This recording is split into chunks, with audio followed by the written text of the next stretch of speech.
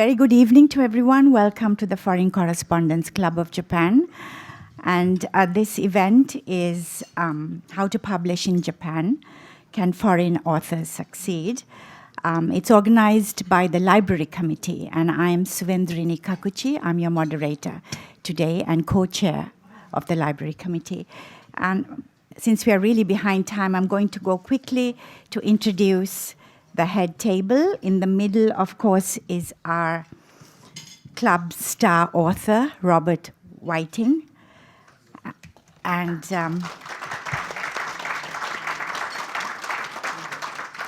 his books have been bestsellers, as we all know. And next to him is Roland Kelts. He's also an award-winning journalist, author, an expert on pop culture. And next to him is Miko. Next to Bob. Next to Bob. Right in the middle is Yamanouchi Miko. She's the president of Japan Uni Agency. So you are also a book agent. And next to me is Tetsuya Sugahara from Kadokawa Corporation. He's an editor and is currently involved in nonfiction books. And next to him is Satoshi Gunji. He's from the Japan Pen Club and also Kadokawa Corporation. I think these three have a kind of a liaison, kind of. And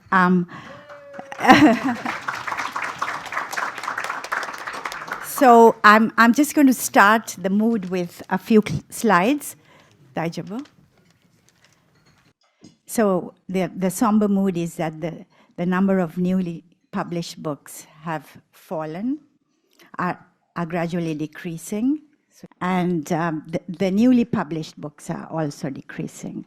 But there's in small print, there's also, the reason is there is a need to improve distribution efficiency. And here we can see some of the new books of translated titles, and literature has the largest section. And so 80% of the literature, novels, translated titles are from English language. So English is the most popular. And here are just two of my books I've published. It's for the young audience. And one of the books, Watashi Nihon Sunderu, takes up diversity, Japan's growing diversity.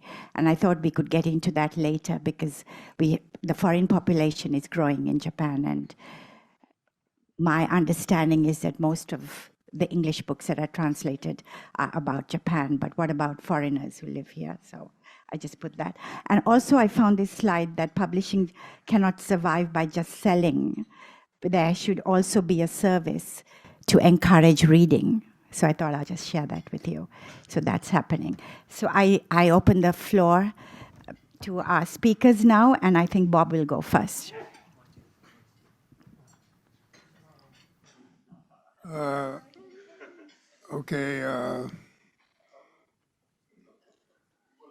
Dog walks into a bar, orders. You probably heard that one. All right, fine.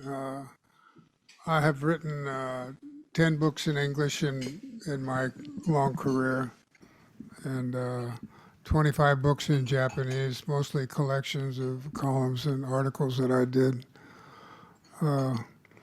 I never dreamed back in the 1970s when I wrote my first book that I would actually become an author and make a living at it. It's kind of a miracle. It's a lot of hard work and a lot of luck involved.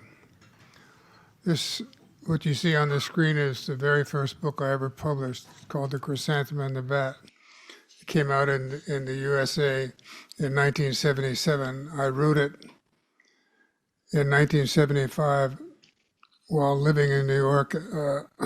After spending 10 years in Japan, I got a contract with a publisher, Dodd and Mead, in New York after my manuscript was rejected by 12 New York publishers in a row. talk about a debilitating experience.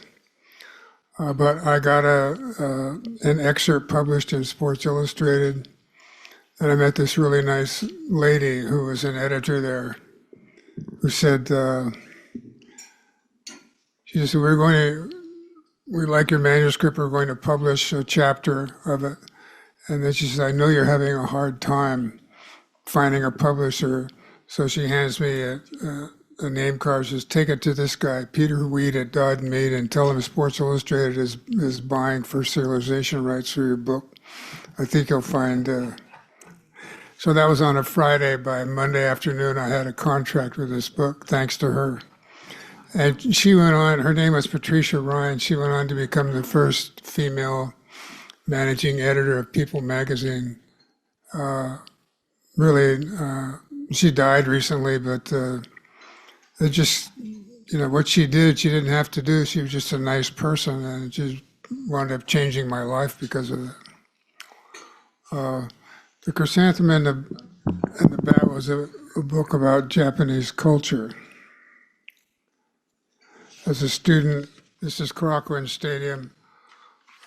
I spent a lot of time as a student, university student in Japan at this stadium, and later at the Tokyo Dome.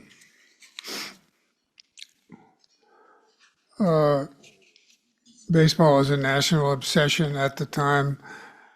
These two players, Oh and Nagashima, were the two most famous people in Japan. Everybody knew them.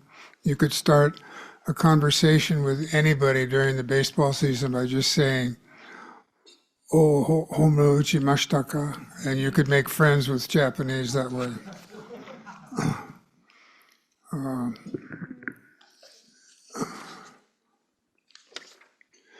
That's me when I was 19 years old. I haven't changed much, as you can see.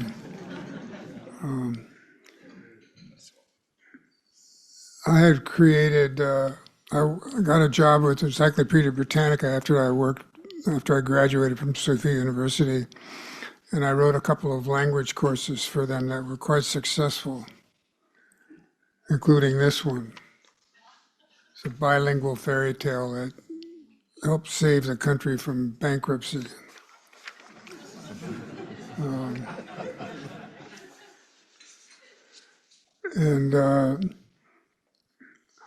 Time Life wanted me to do something like this when I was living in New York, so they invited me to come back to Tokyo and work for a year and do it. And I arrived back in Tokyo just as the translation of this book was coming out, and the Asahi Shimbun wrote a really nice review, and the Asahi Shimbun, they have like 12 million readers every day, so that propelled it to the top of the bestseller lists. It was introduced on a radio quiz show. Anyway, it hit the top 10. And at the time, I had formed a company with another American in Japan, a colleague at Britannica, and we got the rights to publish an English language paperback edition of the book. So each book cost us 60% of the sales price of 1,600 yen, and we made an agreement to distribute it to the bookstores in Japan, Kinokuniya, Yena, Maruzen, through Johan distributors. In all, it sold around 20,000 copies over a period of several years. We called our publishing company the Permanent Press. There used to be a line of a type of clothing called the Permanent Press.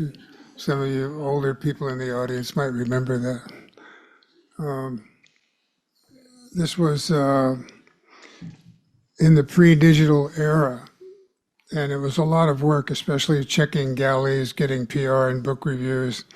It's an exhausting experience, and it wasn't especially profitable. You can see here, gross revenue, 20,000 books times 1,600 is 32 million. Production cost, 60%, 19,200,000. Distributors fee, 20%, 6,400,000. this other fellow and I split the 6,400,000 yen for a year's worth of work.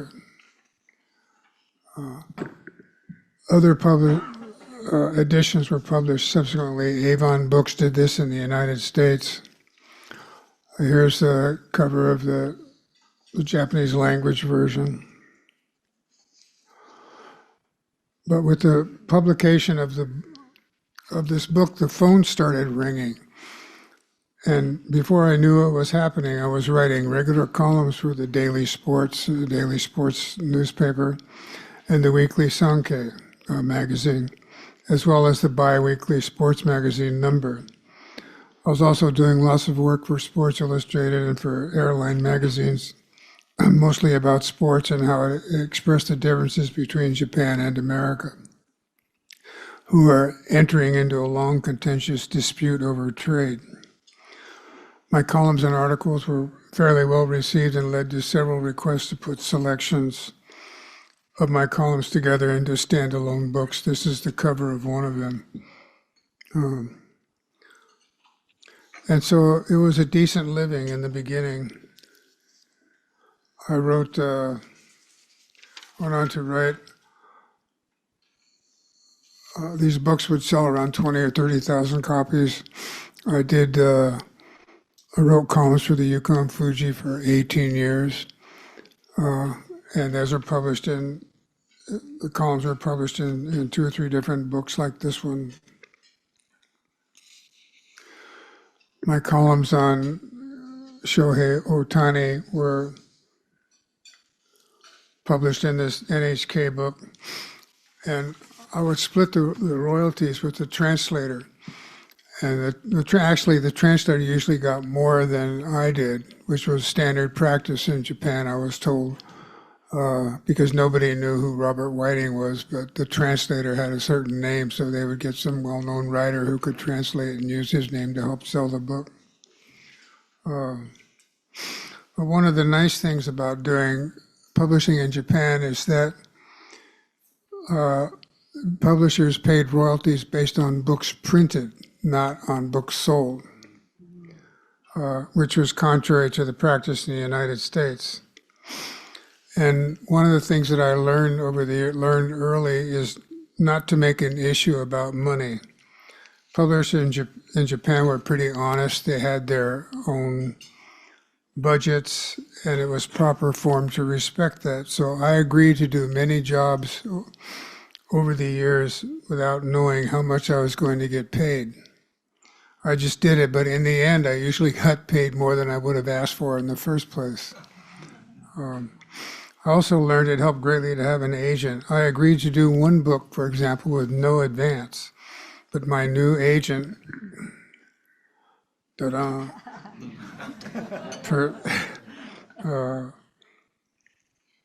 went to see the publisher and persuaded the publisher to give me an advance anyway, ex post facto. So the book turned out to be a flop, but I did okay in the end.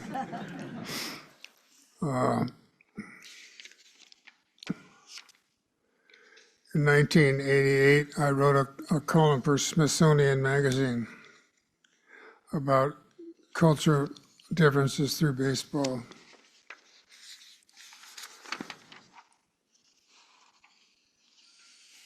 And this led to an inquiry from an editor named Rick Wolf at Macmillan in New York about doing a book on baseball in Japan. A year later, I finished it. It was entitled You Gotta Have Wa. The title was the brainchild of a Sports Illustrated editor who had published part of the book.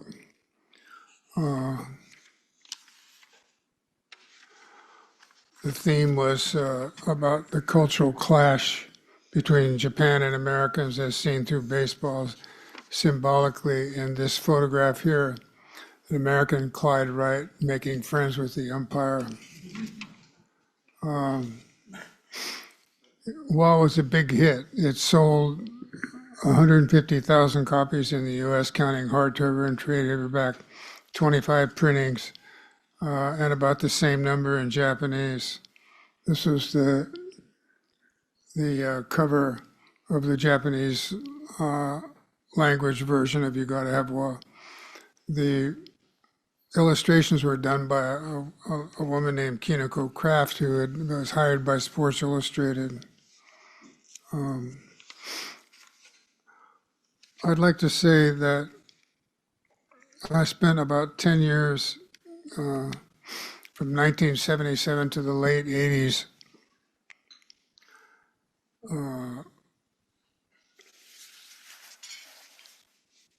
writing columns and learning how to be a good writer. I was a terrible writer when I wrote Chrysanthemum and the Bat. I just copied what I thought sounded good, but I didn't know anything about the mechanics and structure, and which was really important. But writing columns I would write most of my columns. I did some for, English language publications like the airline magazines and Business Week, but I did mostly 1,000-word columns for newspapers and magazines. And it turned me into a better writer. When you're dealing with the 1,000-word limit, you really have to learn to be precise, clear, logical, and minimalist, and avoid redundancy at all costs. And Malcolm Gladwell has written that in order to be really good at something, you have to put in 10,000 hours. Well, I put in my 10,000 hours in the 1980s, and it really paid off. And it dawned on me that that's the point of doing it all, is to be as good as you as possibly can. Aristotle once said that happiness is the pursuit of excellence in a worthwhile goal. And as a writer, you're always pursuing excellence. Okay. I had the Kadokawa published the Japanese language edition of You Gotta Have One, and these two guys, Satoshi Gunji and Mr. Sugahara, were my editors, and I was really lucky in that, and I had good editors. They're very conscientious people, so I'd like to thank you while you're both sitting here. I can embarrass you.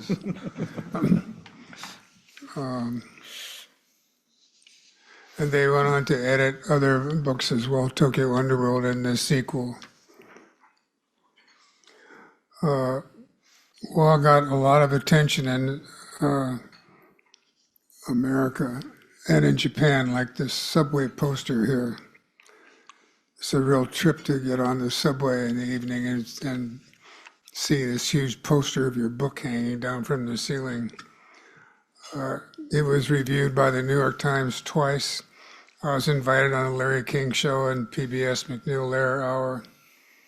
And I was invited to become a regular guest on Hiroshi Kumi's news station on Asahi TV, something that I discovered I was totally unsuited for. I also ghost wrote a best-selling autobiography of Yomiuri Giant Store Warren Cromartie, which sold 300,000 copies in translation, hit number 2 in the nation.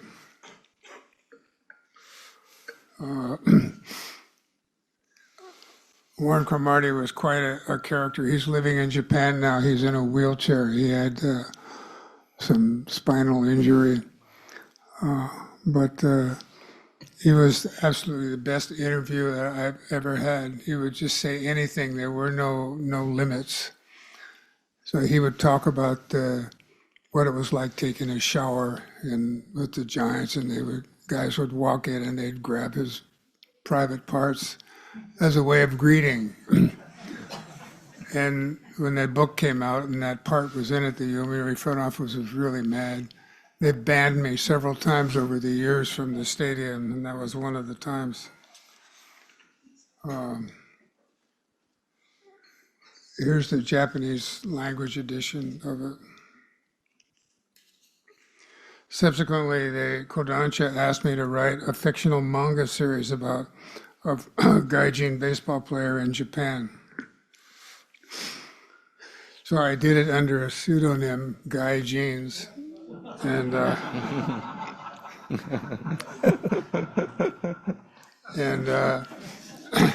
this was inspired by Reggie Smith, who was another dream interview for a writer, a guy who would say anything, a very smart guy. And this proved to be a gold mine, I discovered. I wound up making over $1.5 million just from writing this series. My next life, I'm going to be a manga artist because I had to do both, write and draw pictures. My agent in New York said to me, when you're finished with this wild nonsense, write us another book, but don't do a book about baseball. You've done it to death. So I got the right idea to write a book about foreigners in Japan that eventually became gamblers, fraudsters, dreamers, and spies, which was published earlier this year. I'd interviewed several people, including the famous GHQ lawyer Tom Blakemore. This is a man, the only first American to ever pass a bar in Japanese, and who translated the Criminal Code of Japan into English. He and his wife, Frances Blakemore, was the patron of the Japanese arts and Netsuke collector Ray Bushell. So I thought about doing a book with people like that. Then I met Nick Sapetti, the famous underworld character. I lived in Akasaka for many years, and I used to eat at his Italian restaurant in Roppongi. I was always a little scared of him because there were rumors that he hung out with Yakuza and was mafia connected. So I'd never talked to him. But I went in there one day and ordered a beer and a pizza, and he came over to me and he had a copy of You Gotta Have Wa in his hand. He slammed the book down on the table. He said, "Did you write this?" And I said, "Yeah," expecting he was going to complain about the contents. Instead, he sat down in front of me and he says, "Great job." He says, "Have I got a story for you?" And so he proceeded to tell me the story of his life over the next few days, and what a story it was. Occupation era black marketing, diamond robberies, arrests, imprisonment, deportation, fake passports, Yakuza knife fights, Japanese citizenship, 4 marriages, 3 divorces, 2 children, half a dozen lawsuits, gold scams, death threats. It was great stuff. So I dedicated an entire book about him and his milieu, published in several versions. That's the paperback. I never met Mario Puzo. My publisher just sent him a copy of it, and he wrote back with this blurb. That was just another example of just somebody being nice, There's another version of it. It sold 50,000 copies in hardcover and trade paperback in the US and 300,000 in Japanese language and published by Kadokawa. It hit #1 on several Japan charts, was optioned by Hollywood several times. My agent called me up in 1999 and said, "Are you sitting down?" I said, "Yes." And she says, "Steven Spielberg wants to make a movie of Tokyo Underworld with Martin Scorsese, and they've hired Nick Pileggi to write the script." So I thought I'd died and gone to heaven. Well, Nick Pileggi wrote a 3-hour script with lots of sex and violence in it. Spielberg didn't like it because it was too long. He wanted something the whole family could see. And so he wanted a shorter, 90 minutes so you could sell more tickets. And one thing led to another. It went on for 7 years, and at the end, Ben Stiller was doing the rewrites of the script. And then it went to Warner Brothers. And Martin Scorsese had agreed to, they had a writer, had a treatment, a really good treatment about car chases and the security treaty demonstrations in the streets of Tokyo, snipers on the top of the Kasumi Gaseki building. It was really great. And I met Scorsese. I met him in New York. I spent an afternoon with him. He said, "I really want to do this." He said, "I know people like Nick Sapetti. He's a wannabe, and those are the most interesting types of people." And so he'd committed to do it. And then once he'd committed, Paramount called the head of Warner Brothers and said they've had a joint venture with DreamWorks, and it didn't work out, but they came away with the rights to all the scripts that DreamWorks had written, that Pileggi and his friends had written for Tokyo Underworld. They said, you can't make the movie without our permission, and we want $1 million or we'll sue you because we have all these scripts. And Warner Brothers wanted to avoid a lawsuit, so they said, okay, they agreed to pay $1 million. And then Scorsese won the Academy Award for The Departed, and he signed a multi-picture deal for 5 pictures with Paramount. And then Paramount discovered that Scorsese was going to make a movie for Warner Brothers, and they didn't like that, so they said the fee is now going up to $2 million. So the head of Warner Brothers just said, the hell with you, and they just dropped it. And, and then I went to HBO, Paul Schrader, that was another nightmare. And then Amazon Prime with David Scarpa, and Terrence Winter, the guy who did Wolf of Wall Street, and Boardwalk Empire, and Legendary Global. So in 2003, Warner Books offered me $150,000 to write a book about Ichiro, this new sensation from Japan, which I did. Here we go. That was me during my Hollywood era.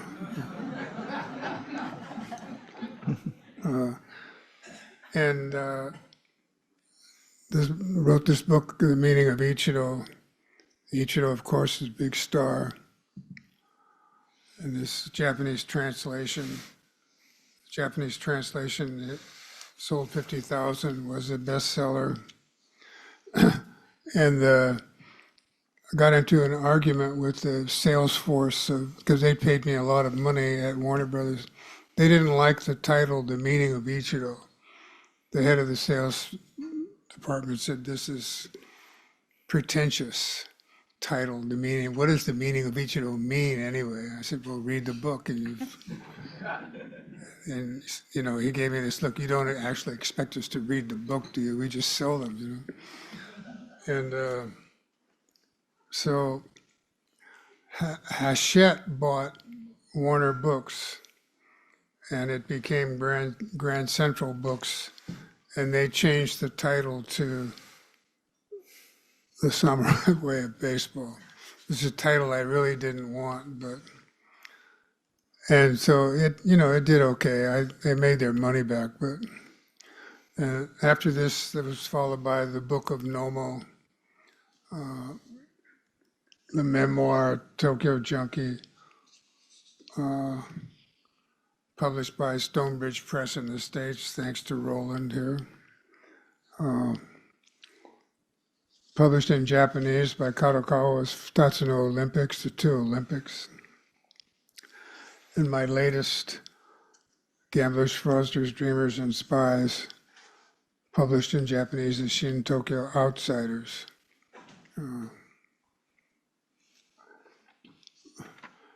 And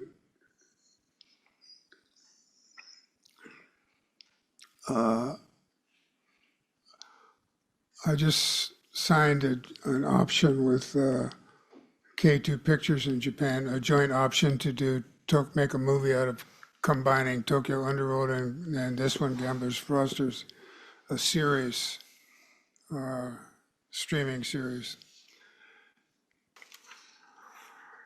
I've written for the past 18 years. I've written a weekly column for the Yukon Fuji, and this is my latest column about Trump and baseball, how Donald Trump lied about his baseball career, I said he's going to put tariffs on imports from China, so he'll be putting tariffs on baseball imports from Japan. Otani Shohei, the Dodgers will have to pay a $10 million a year tariff on his salary or something like that. So these books, these columns have been published into books over the years. And this is my latest book that's coming out next spring, we hope. This is Greg Kelly. He was arrested with Carlos Ghosn, spent several months in Kosuge prison. He's back in Nashville now. He's being sued by Nissan for $40 million for loss of. Anyway, I'm happy to explain it to you later, but it's a very complicated story. But I think that he was screwed, and I think Carlos Ghosn was too. The whole problem started when Macron became president of France, and he told Ghosn, who was CEO of Renault and Nissan, that he wanted a 50-50 merger between Nissan and Renault, and that he wanted manufacturing moved from Japan to France to give jobs to French workers. And there were there's great opposition to this among the Japanese old guard at Nissan. And one of the men went to Mehdi and said, how can we stop this merger? And which Greg Kelly supported. He thought it would make Nissan a global superpower. And Mehdi advised the vice president at Nissan to go to the prosecutor's office.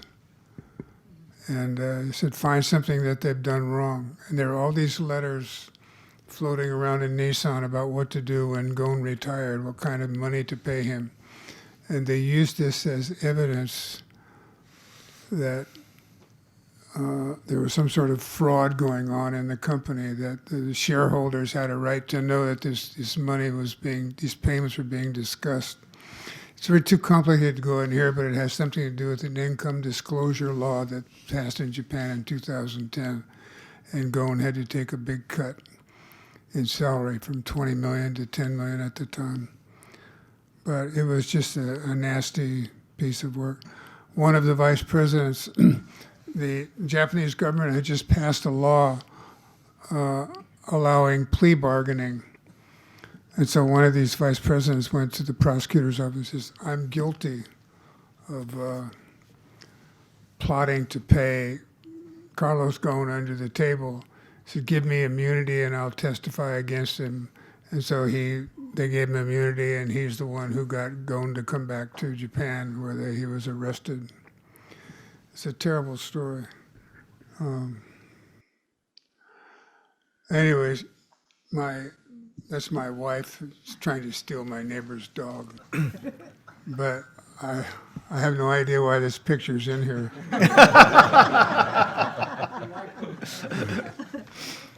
I would just like to leave you with some advice to aspiring writers.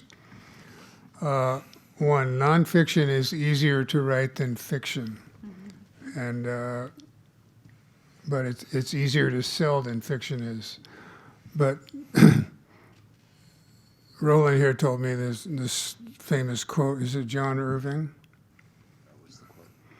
About if you write nonfiction, you're sailing close to the shore at night. John Updike, sorry. Writing nonfiction, you're sailing close to the shore at night and you can see the lighthouse. But when you're writing fiction, you're out in the middle of the North Atlantic in a storm, and you have no idea how you're going to get back. So it's very hard. I've never tried to write fiction. I mean, I've seen people have complained that what I've written, my nonfiction books are actually fiction, but it was not my intent to make them fiction. But anyway, if you want to write something, sit down and write it and do it. Do it as a labor of love. Then if you get it published or you make some money out of it, fine. But, I think doing it just for the sake of doing it is the important thing to keep in mind. Also, when you finish writing your book, hire an editor to go over it and fix it up, because it's never, ever as good as you think it is. So you've seen the kind of winding road that I've taken, and my advice is do something you're satisfied with first and then worry about getting it published. In my experience, if you make a deal with a publisher, you send an outline and a book proposal and everything, you'll sit down and write the book, and then the editor who signed your contract is moved to another publisher, and somebody else comes in and takes over the book, and they say, well, we'd like you to change it a little bit, and blah, blah. So to avoid that, write something that you're happy with, and then don't compromise on it. And money should always be a secondary thing. Finally, if you do nonfiction, you'll find in the process you'll meet a lot of really interesting people. And that's me with Sugahara O. That's Mark Schreiber, the writer on the left, and Marty Keenert, the Rakuten baseball executive who died recently, on the right. So you get to hang out with people like that. If you write books like Tokyo Underworld, you get to meet Yakuza.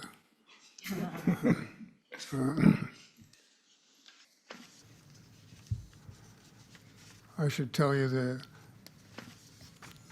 the story of Mr. Sugahara can appreciate this. In Tokyo Underworld, I put in a photograph of a gangster named Murata Katsushi. He was famous for stabbing Riki Dozan, the famous wrestler Riki Dozan, which led to Riki Dozan's death. And when I was a friend of mine at Yukon Fuji, they'd published a story about him being arrested by the police for intimidating some nightclub hostess. And they gave me the mugshot. And they said, you can publish it. So I put it in Tokyo Underworld, and he showed up at Kodansha, at Kadokawa Publishers with a copy of the book, pointed to his photograph, and he said, this is going to hurt my reputation. People are going to think I'm a gangster. My daughter is starting a career as a professional wrestler, and I don't want this to negatively impact her. And he wanted some money, and one thing led to another. Maybe Sugahara-san can tell you the details. But as he left, they called security, and he finally agreed to leave. He turned, and he said, oh, just be careful on the way home tonight. You never know. Don't stand too close to the edge of the subway platform. You never know who's going to push you.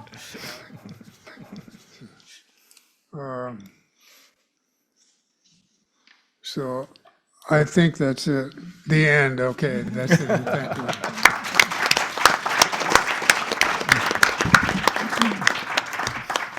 Okay, thank you, Bob. And so we go to Mr. Gunji and Mr. Sugahara. Is this working? Yes. This is the guy. Right? So, Thank you very much. Okay, so good evening again, everybody. I am Sugahara, working for Kadokawa. Wait. I have been working in book translation and international publishing for over 25 years. With me today is Mr. Satoshi Gunji, who was my supervisor at Kadokawa. We have been fortunate to work on several international bestsellers in translation.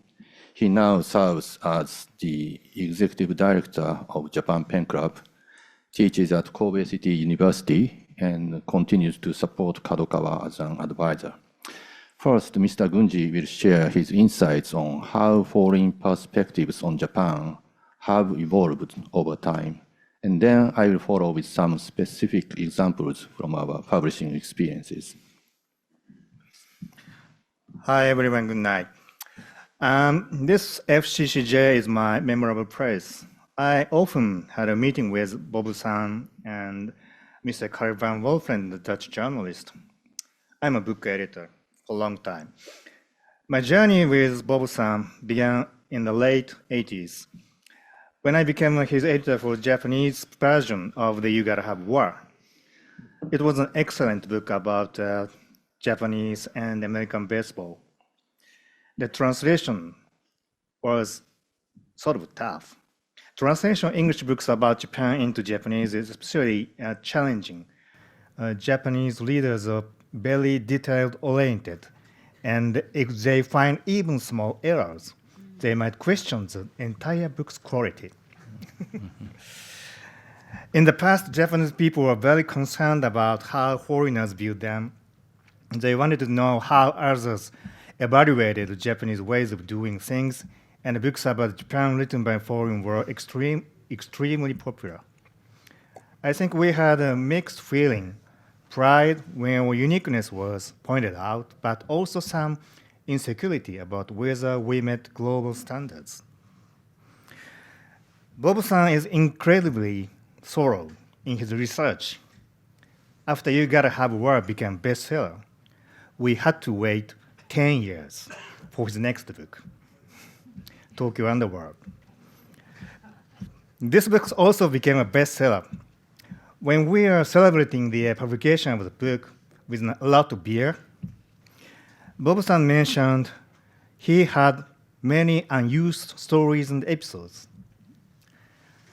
So we decided rather than waiting another 10 years, we created Tokyo Outsiders, featuring stories of the outlaws who didn't appear in Tokyo Underworld. But fact-checking original manuscript was extremely difficult because we couldn't risk any factual errors, especially since it involved dangerous individuals. We had to verify everything without internet at that time, and Bob-san kept sending revisions every 2 weeks. I'm not exaggerating. When I say the research materials filled an entire track. But despite the challenges, I believe we did excellent work. It was fun. And back then, translation books were extremely popular in Japan. Sometimes all top 10 bestsellers were translations. Editors from various publishers would compete at the Frankfurt Book Fair to find promising titles. But Japan and the world have changed greatly in the past 30 years, especially in the last decade. And Japanese animation and manga have captured young people's hearts worldwide. J-pop born on the internet had topped the US chart. Tourists came from everywhere to enjoy Japanese food. There are more foreigners living in Japan now, and many speak excellent Japanese. And Japanese readers are relatively satisfied with the Japanese content. Let me talk about my personal experience, yokai. Yokai is a Japanese supernatural existence or creature, as you may know. 30 years ago, when I started the yokai magazine, only hardcore fans in Japan were interested. But now, there are yokai exhibitions in London and Paris, and the yokai novels and games are huge in China. Students from various countries studied yokai at universities in Japan. But 30 years ago, my ambition was to get yokai word included in the Oxford English Dictionary. It hasn't happened yet, but I think it will someday. Probably, I don't know. These days, the translated books rarely makes the bestseller list. This is because now we have many excellent Japanese writers.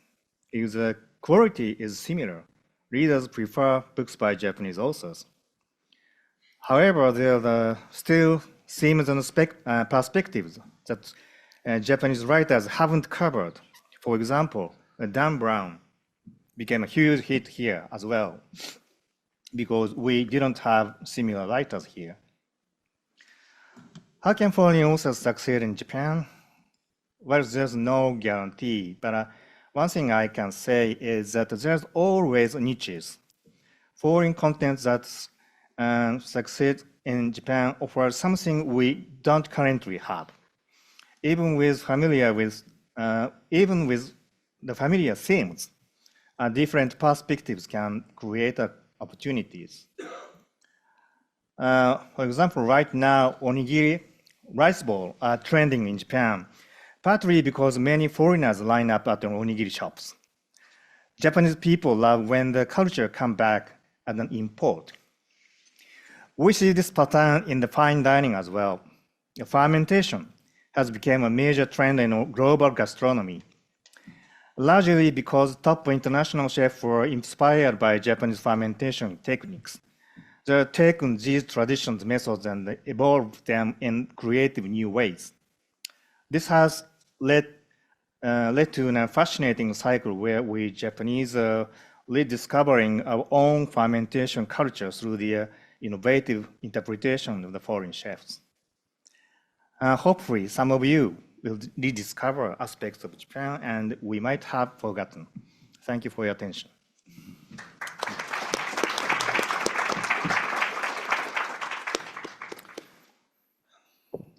It's okay. I can do this. ここでいいです。大丈夫だ。Following Mr. Gunji's overview, I would like to share some specific examples from our experience of developing original English books about Japan. While these English originals represent a small portion of our publishing activities, they often achieve a unique status that sets them apart from other translated works. Actually, I was going to start with Tokyo Underworld, but as Mr. Whiting told minutes ago, there were some episodes that showed the real-world impact of publishing such sensitive stories. Yakuza came to office, threatened me, and also there was an invitation from a high-ranking Yakuza leader for Mr. Whiting and Mr. Gunji to visit their office. What made this book, Tokyo Underworld and Tokyo Outsiders, truly unique was Mr. Whiting's special network of sources in both Japan and America, connections that no Japanese writer could have accessed. This gave the book a perspective that was simply impossible for Japanese authors to achieve. And yes, this year, New Tokyo Outsider is out, published. So it's available here, so please take a look. And another notable episode for me is this book. Charles Jenkins,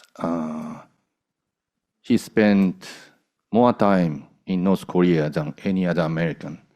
And his marriage to Hitomi Soga, who had been taken to North Korea, made his story particularly unique.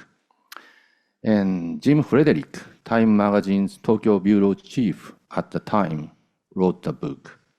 Mr. Jenkins was the only person who could provide detailed accounts of real life in North Korea, something Japanese readers were keenly curious about. Having Jim, an American journalist with deep knowledge of Japan, was crucial as it helped Jenkins open up and share his personal stories more freely.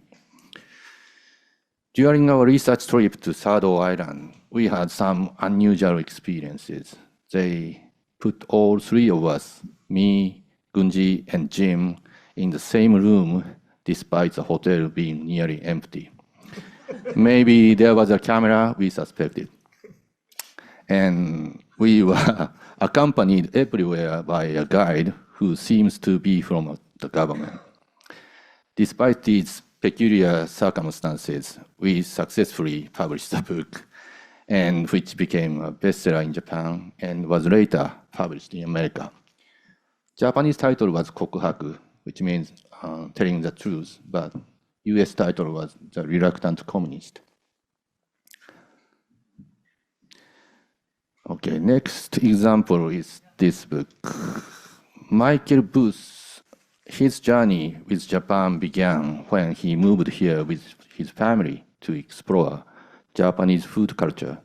His first book about Japan was Sushi and Beyond, and it became a huge success and was even adapted into an anime series by NHK, making him a household name in Japan. After publishing several more works, his next project was originally titled Noodle Road, which means in Japanese, ramen no michi, which would trace the spread of noodle culture across Japan, Korea, and China, traveling in a second-hand Japanese car to create a road movie-style narrative. However, as he spent more time researching, he became fascinated by the complex relationships between these nations. As a foreign journalist, Mr. Booth could examine the complex relationships with unique objectivity.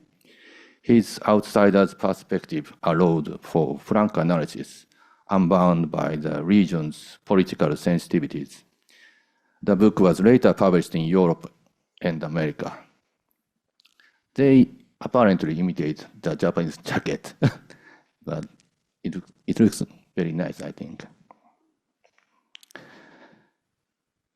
And as you can see on this slide, through these examples, we have identified several key factors for successful English language original publications from Japan.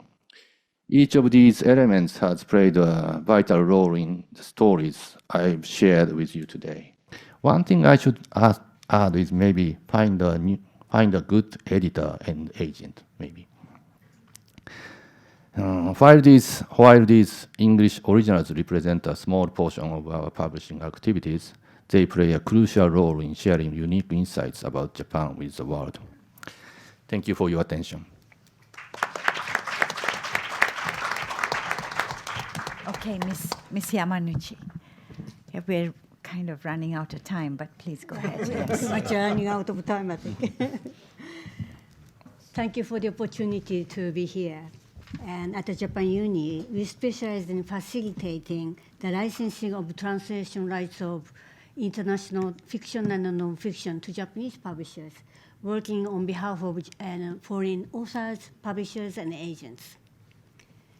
We have been in this business for 57 years and have a privilege of working with renowned authors. And on top of that is Bob-san. And today I'm going to talk about what international publishers are looking for now, and what the Japanese publishers are looking for, and what I can say about the potential authors. And let's see what the trend is among international publishers. My colleagues and I went to Frankfurt Book Fair in October, and we found that most of the international publishers' lists there were heavily weighted towards fiction. People talk nothing about fiction, and there were strong demand for feel-good novels and romantasy, and especially in the US and in Europe. Feel-good novels are the books that make the people who read the books feel warmed up and happy and optimistic. And a good example is a Japanese book called Before the Coffee Gets Cold, Kohi ga Sameru Mae ni, and in which people with regrets can fix it by time traveling. And at the end of the book, people always cry. And this genre has been very much in demand since COVID. And the international publishers are very active in selling. And as if it's not enough, they are now also buying from Korean and from Japanese books as well. Also, the romantasy is basically fantasy with romantic element. It is huge now in Europe and in America. Most international publishers have at least one romantasy in their list. And the major authors in this genre are Sarah J. Maas and Rebecca Yarros. And Japan was quite late to get on board, but finally it is starting. On the other hand, what Japanese publishers are looking for is definitely non-fiction. For international fictions, they are much more selective due to cultural differences and the competitiveness of the domestic fiction market. In nonfiction, what are popular as topics are geopolitics, big idea books, and also future study, and business strategy, and productivity, self-help, and some popular science, and psychology, and personal development. These are particularly popular genre. And it is the same for domestic nonfiction titles, so competitive, but the strength for foreign authors for nonfiction is that, as Mr. Sugahara says, that the special view from outside, something Japanese cannot really provide. So that's, I think, is the strength of the foreign authors here. And also, sometimes the author has a credibility academic and has a working experience in a very famous institution. That always helps. And also, to sum up, the international market is focusing on fiction, while Japanese publishers are looking for nonfiction. So there is a huge gap. So for the potential authors here, if I may say, there are such huge differences. I'd like to ask one question. Would you want to get it published in whatever country you can? Or is there a particular significance to publishing the book in Japan? The course is completely different. If it is particularly significant for you to publish in Japan, you might want to have a strategy tailored for Japanese editors. After all the market for translated books in Japan is so small, only 5.7%. So it's very much narrow path. Or if not, and you are even happier to be published in US and UK, perhaps you might have a connection to approach the agents and the publishers in UK or US.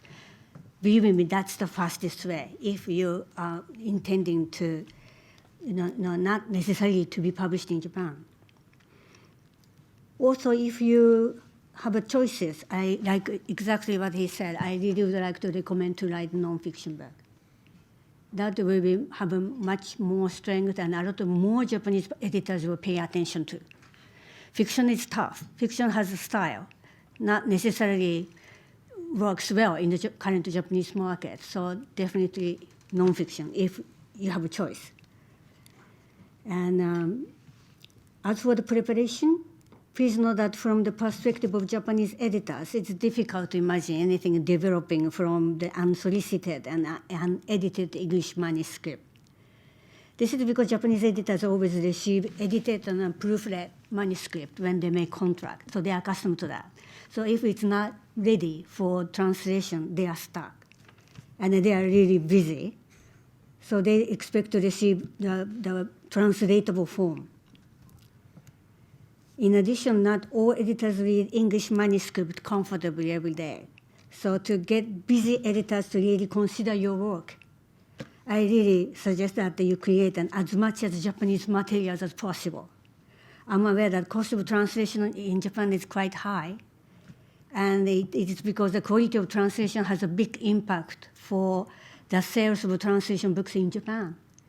So the publishers do not compromise on the quality of the translation, so that they pay high for translators in Japan, hence inevitably expensive. So why not make a detailed and a thorough synopsis and use translation software cheaply to get it done in Japanese, then hire a translator to make it smooth Japanese. In that way, perhaps your translation cost may not that much, and you can prepare as much as possible Japanese documents. Bad news is that perhaps your unique English writing style may be lost in the process. But good news is that you can get an attention much wider range of Japanese editors, including the ones who never have licensed from abroad. If it's Japanese, you can make them read. I think that's will be resulted in a better position for your book. I hope what I just suggest makes some sense. And if you have any questions, please contact me. Thank you very much.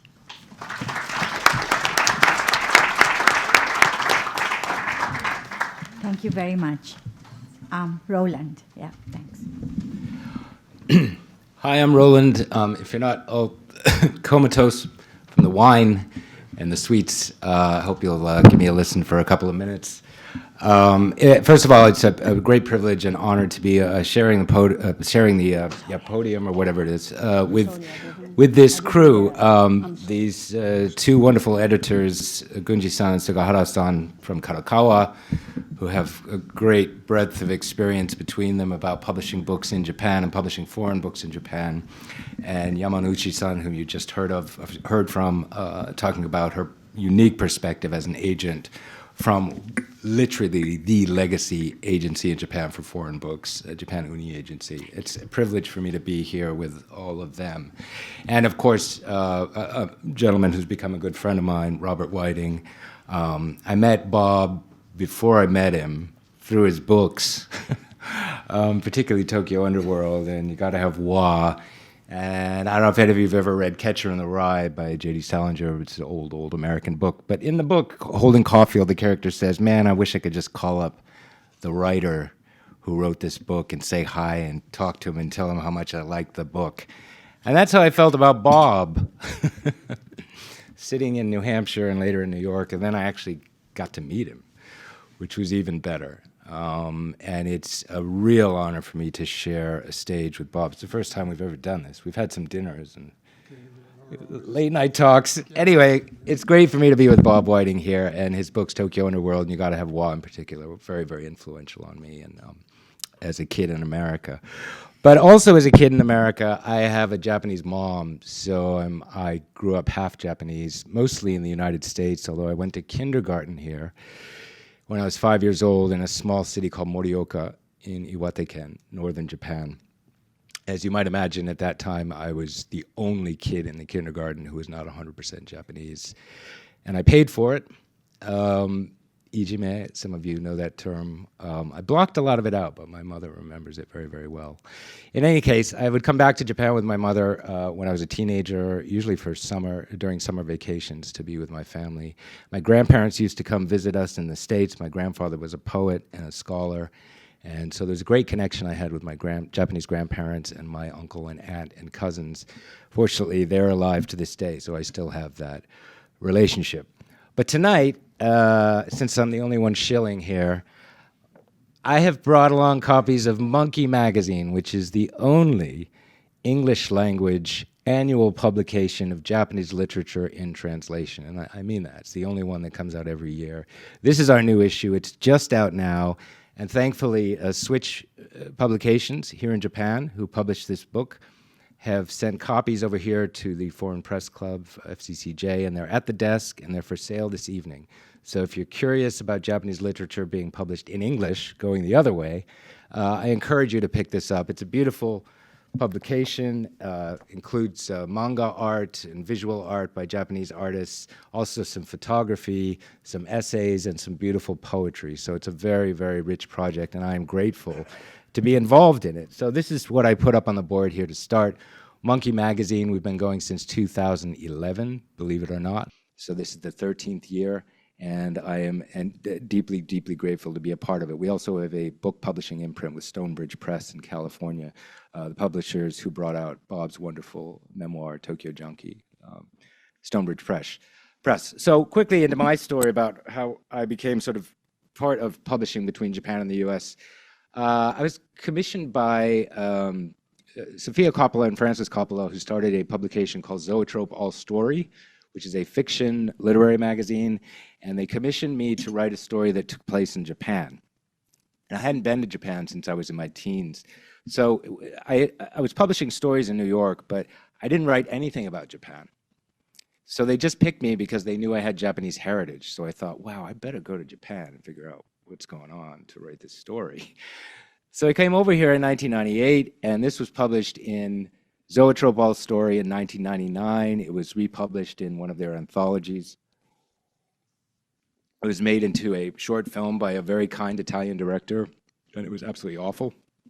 But it came out, and this was called Hair Upon My Heroine. And the year I was here, I was very, very lucky because I got to meet, through another friend, a guy named Hayao Miyazaki, who was then a famous director, but not that famous. So you could still talk to him. And I also got to meet a novelist named Haruki Murakami, and that was through my own volition and gall because I sent him a packet of my work. A friend of mine at a magazine called Kansai Time Out, which Kamisaki knows about, from Osaka, they bet me that I couldn't meet Haruki Murakami. So I said, I'll take it up. And I sent him stuff, and he said, all right, come talk to me. So I got to talk to Haruki Murakami, and Haruki Murakami introduced me to this guy named Motoyuki Shibata, Shibata Motoyuki. Literally introduced me in New York, just said, go sit next to that guy. And it was Motoyuki Shibata. And I'd never met this guy. And this guy and I became very, very close friends. And fast forward a bit to 2006, and actually 2005 in New York City, I was walking along the Riverside Park with a woman named Bridget Hughes, who is an editor at the Paris Review. Paris Review is a very, very venerated American literary publication. Bridget was starting her own publication called A Public Space, which is still going today out of Brooklyn. And Bridget said to me, I want to run a special focus section on Japanese literature. And she said, can you help me do it? I said, well, I could try. So I contacted Mr. Shibata, Motoyuki Shibata. And Moto said, let's do it. Let's put it together. So we put together in 2006, the very first issue of A Public Space has a focus section on Japan. And I brought you a copy here because it's totally sold out. And some people charge a lot of money on eBay to purchase this thing. I'm not doing that. This is my copy. But this is the original first issue of A Public Space from 2006 with the first ever Focus Japan segment in an American literary journal. And I, of course, couldn't have done it without Shibata Motoyuki. We had a handful of Japanese writers, including Haruki Murakami, contribute to it. We had Abe Kazushige, who some of you may know. We also had Ogawa Yoko, who's an amazing writer, contributed to the section for us. So we brought out some interesting stuff, and Haruki sat down to be interviewed by me for this issue. So I was able to talk to Haruki about Brooklyn, about Manhattan, about New York literary stuff, and what he thought about it. And you can see a couple of the publications, the newspapers in Japan covered it very, very extensively. I don't think they would do that right now. But at the time, the Yomiuri Shimbun, the Mainichi Shimbun, the Asahi Shimbun, they all covered this idea that an American literary journal is publishing a section on Japan. Now, like I said, it wouldn't be that exciting. Around the same time, I was approached by Macmillan, Palgrave Macmillan they were called, and they commissioned a book for me, which ended up being called Japan America. And the book was, I was drawn to the book because they said, we want it to be personal. We want you to write about your half heritage and this idea that your American father is watching the Macy's Thanksgiving Day Parade in New York City and sees this huge yellow creature and says, what is that? And it's Pikachu. And we want you to write a book about that. So it was exciting to me because I thought I was writing for my father. I said no initially because I thought I don't want to write for otaku. American fans, they'll kill me. And Japanese fans, as you said earlier, they're going to pick apart everything I say. So forget it. But if I write it for my dad, I could write this.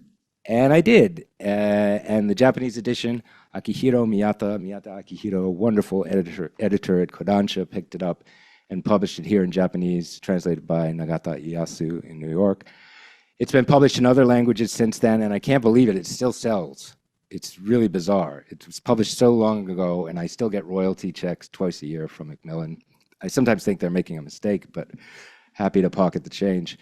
It is interesting in that some people say your book spawned a mini genre. Somebody called them gaijin geeks, books by gaijin geeks. And there are so many of them right now. And to be honest, a lot of them get sent to me and they're not very good. And I don't say that pretentiously, but they don't have a personal angle. So they're all fandom and fan history. And they mostly say the same thing over and over again. But again, that's my perspective. I tend to look for work that's more interesting and fresher. This is 2011, the very first issue of Monkey Business. So it wasn't actually called Monkey when we brought it out. And so the public space issue I showed you from Brooklyn inspired this idea because, and it was Shibata Motoyuki had so much fun doing this. He said, why don't we do this every year? And I was like, no, it's crazy. That's never going to work. Nobody's that interested in Japanese literature. So let's give it a shot. And Ted Goosen, Professor Ted Goosen is amazing. from York University pushed it really hard with Shibata Sensei, and they asked me if I would get on board. And we brought this out, and coincidentally, this was brought out in a partnership with a public space. So we had a partnership for about 6 years doing these two magazines together. It's pretty amazing. It was a New York, Tokyo thing, and it really, really actually worked. And so now, because we don't have much time, I just want to jump ahead to a few books that I really like, written by non-Japanese about Japan, that I feel maybe haven't received enough attention or received attention, but maybe deserve a little more. There's some, first of all, there are a lot of friends of mine in the room here. Thank you for coming. It's great to see you, and I really, really appreciate it, especially this time of year when you got a lot going on, Bonenkai and the holidays and all that. Thank you for coming out, all of you. I really appreciate it.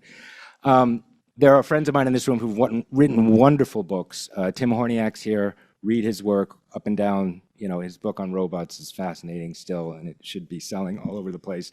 Jake Adelstein is here, who's had huge success with his books, Tokyo Vice, Tokyo Noir. I forgot, there's so many. Last Yakuza, that's it, the three of them. There's a trio.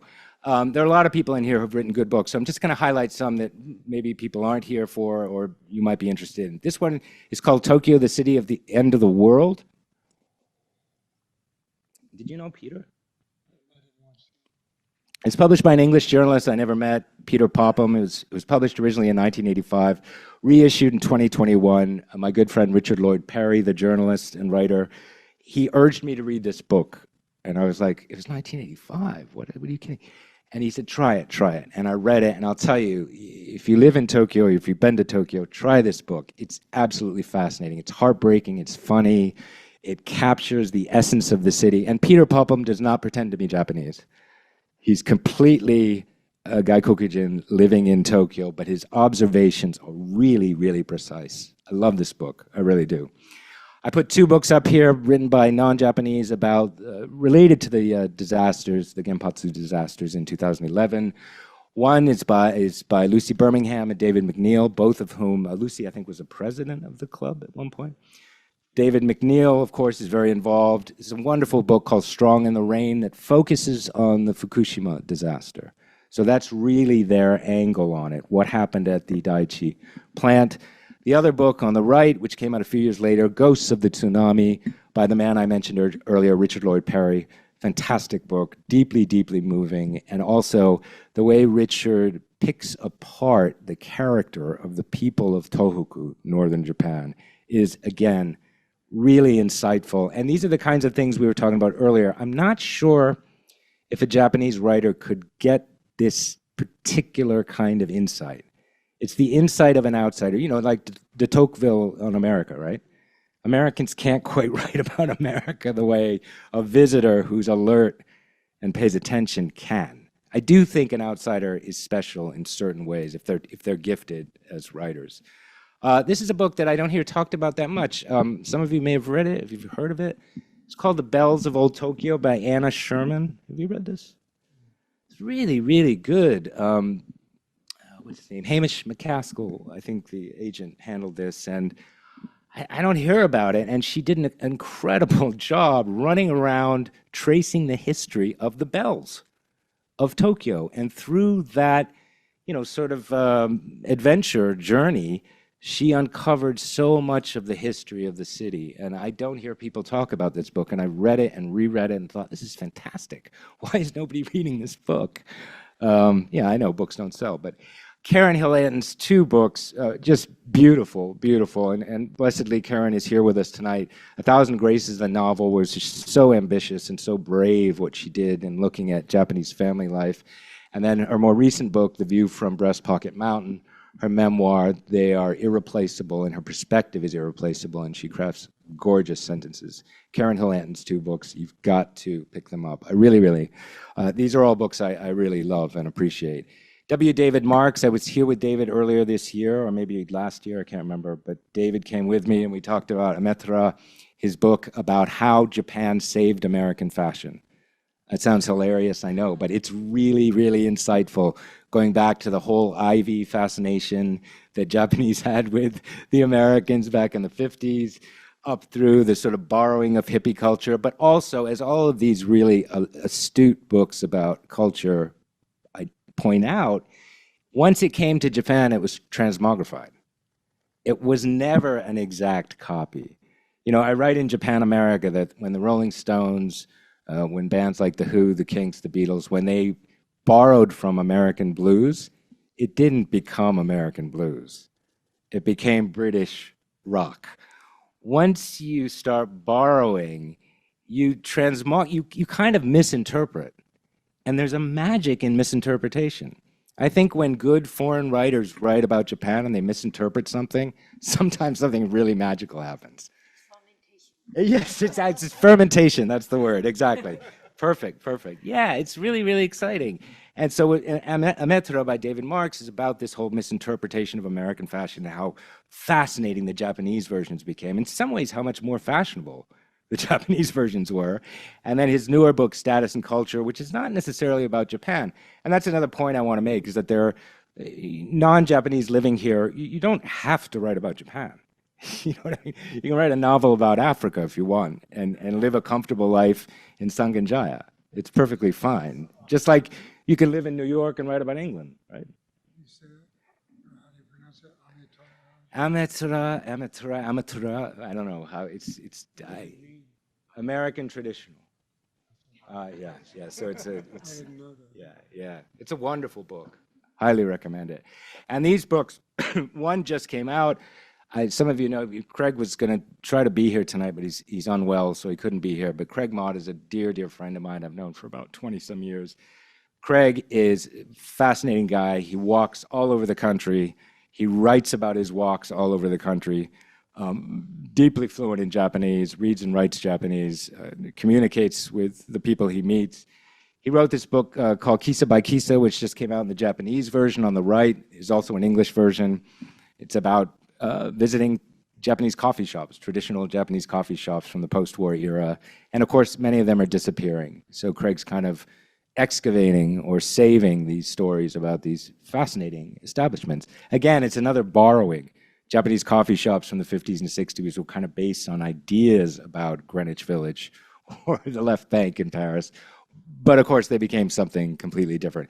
Craig's new book is coming out in May of 2025 called Things Become Other Things. It's a memoir that kind of brings everything together, and it's coming out with Random House in May of 2025. And I can tell you, this guy's a wonderful writer and photographer as well.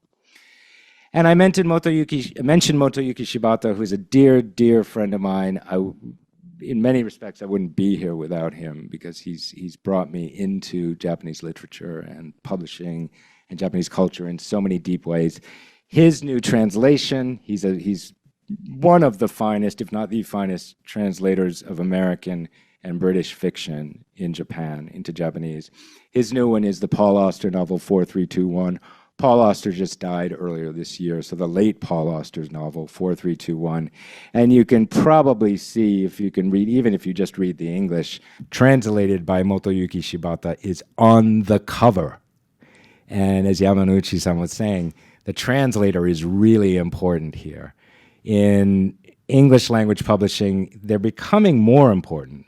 It's better than it used to be. But I mean, it used to be you'd open a novel and you couldn't even find the name of the translator. When I was a teenager and first read Dostoevsky, I thought the guy had a funny Russian name, but he wrote in English. I had no idea. I thought he lived in New York, you know. He just wrote this incredible book, you know, Crime and Punishment, all these strange Russian names, but what a cool guy. I couldn't call him up, of course, but the interesting thing was that you couldn't even find the translator's name. Now, in English language publications, you can, but in Japan, it's, especially if the translator sells books, the name is right on the cover, and Shibata Motoyuki's name is right there. And I mention him again because he's why I'm involved in this publication, which once again is for sale this evening at the front desk. And not only the English version, but the Japanese version. The newest Japanese edition is also for sale from the FCCG. I want to thank the club and thank Switch Publications. And thank you all for coming tonight. Thanks a lot. Thank you.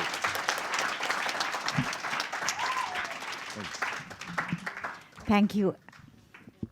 Thank you, everyone. It's 9 o'clock and I can see the librarian running in and out. But of course, we are a press club, so I'll just take one question. I'm really sorry, because we really ran out of time when we started. So can we have just one? Who's the lucky one? Tim? Yeah.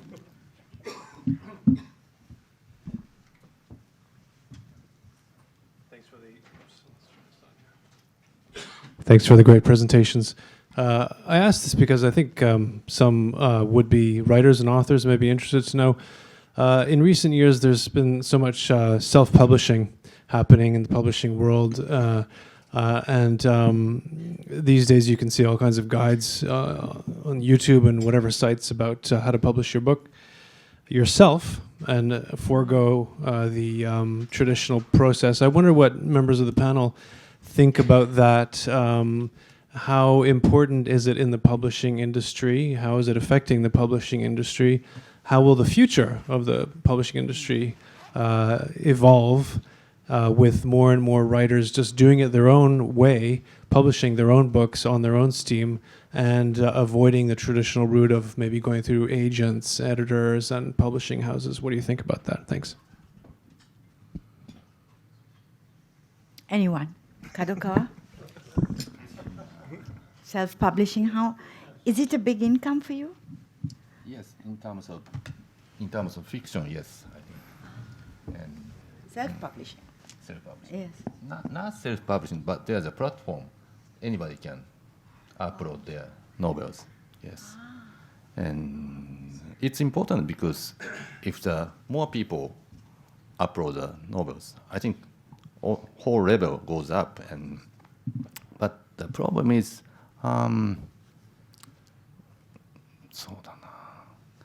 in terms of non-fiction, you need, as I told before, the proofreading is really important. So in terms of non-fiction, self-publishing, when you do self-publishing, you need to do thorough proofreading and fact-checking. Yeah, those are very important process. And as long as you do that process very carefully, self-publishing is really, I think it's a good thing. Yes. Yeah, as you see, we are running the website to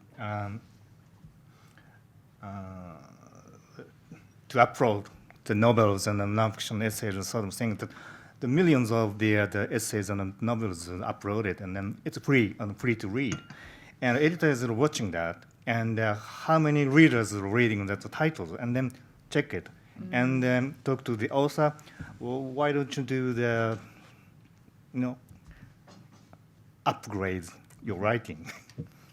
So after that, the editors and writers and the communication, and then sometimes it will happen. Sometimes it didn't happen,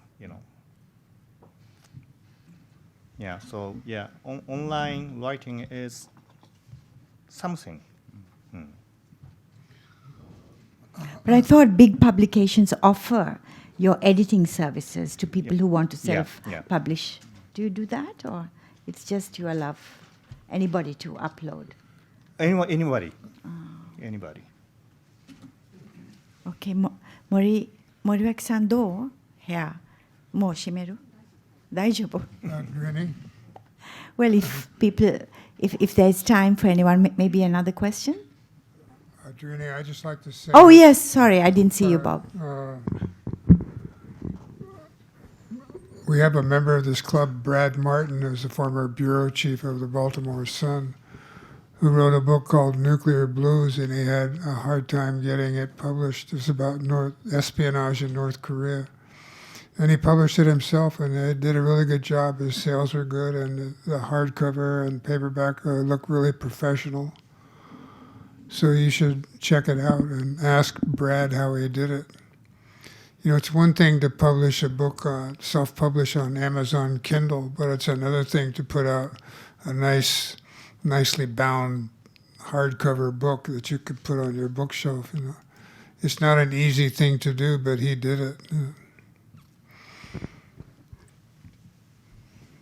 Yes, anybody else?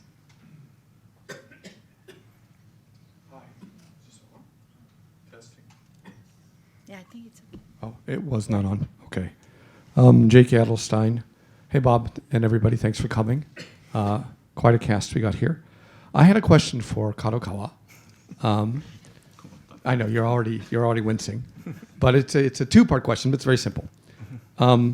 You canceled a book last year called Irreversible Damage, The Transgender Craze, which probably, in perspective, was a good way of preventing irreversible damage.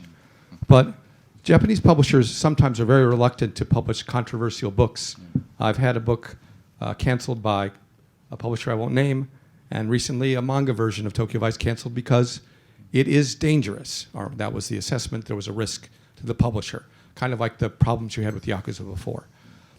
What is your process for reviewing the risk of publishing a book? And if the book is controversial, what is the best way to convince a Japanese publisher it's worth taking that risk? Do you want me to translate the question? No, I understand. Yeah, they With the hard understand. answer. I thought it was a simple question. It might not be necessarily good to generalize because we agented that book. Oh, By chance. you agented the book? And when they decided to cancel, within the same day, we got 3 publishers who got really keen on it. Is it going to be published? Yeah. Sorry? Nice. I'll talk to you afterwards. Okay, thank you. Yeah, sure. Over here.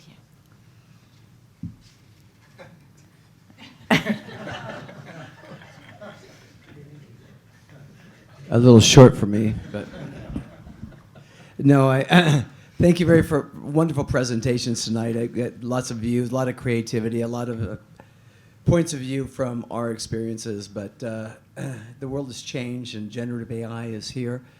Is there any benefit that you see from this group of generative AI, or is it just pure evil? Generative AI, is it going to replace us? Is it going to augment us? Can we be better because of generative AI? Or is it just something that's going to threaten all of our creativity? I'd like to answer that question. I probably shouldn't admit this. This is being broadcast to the rest of the world. But I had to write a column one time comparing the American and the Japanese healthcare systems. So I had a very tight deadline, so I went on ChatGPT and I said, please compare. And so ChatGPT, being a really nice guy, came back with all the research I needed right there, comparing them, and even with a conclusion. So I used that to write my column. I don't know how to think about that. I just think about that ChatGPT as a kind of research assistant. So why not? It's amazing how fast it came out, and accurate too, because I went back and checked them. So I'm all for AI, just as long as AI doesn't replace me. Thank you. Yes. Okay, and I just want to also just bring up the fact that Japan's I think almost 10% now are foreign or mixed marriages. So I really like Roland's, that there are English publishers in Japan, and I was just wondering whether the big publishers are thinking about how to deal with so many foreigners who want to write in their own language. Any prospect of diversity in the big publishing companies? Are you thinking of publishing in another language, or Japanese is the only? So far, Japanese. Yeah. And you haven't discussed that Japanese society has changed or is changing? Not yet. Yeah. Okay, thank you very much to the speakers It was wonderful. I'm so sorry for the delay. And in appreciation, we have 1-year memberships from the club. Thank you very much.